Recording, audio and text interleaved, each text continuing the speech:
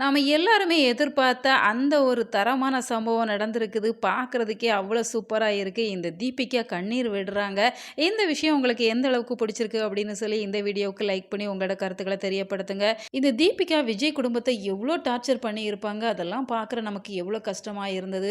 முதல் முறையா தீபிகா கண்ணீர் விடுறாங்க. இதெல்லாம் பார்க்குறதுக்கு அவ்வளோ ஆனந்தமா இருக்குது அப்படின்னு தான் சொல்லணும். இது எல்லாத்துக்குமே விஜய் மல்லி காரணமா இல்ல, இந்த ராஜி தான் காரணமா இருக்கிறாங்க அப்படின்னு சொன்னாலுமே, அட்லீஸ்ட் இந்த ஒரு விஷயத்துக்காக இந்த ராஜி உதவி இருக்கிறாங்க அப்படிங்கிறத பார்க்குறப்பவே ரொம்பவே நல்லா இருக்கு அப்படின்னு தான் சொல்லணும். ஏன்னா ராஜியை பொறுத்த வரைக்கும் விஜய் மல்லியை இதில் கோர்த்து விடணும் அப்படிங்கிற ஒரு நோக்கத்தோடு தான் இந்த வேலையை செஞ்சாங்க அப்படின்னு சொன்னாலுமே, இந்த வேலை தீபிகாவுக்கு எதிராக மாறி இருக்கு. இப்போ அந்த ஆடியோ வைரல் ஆயிடுச்சு அப்படிங்கிறதால இப்போ கமிஷனருமே நடவடிக்கை எடுத்துடுறாங்க. தீபிகாவை சஸ்பெண்ட் பண்ணிடுறாங்க.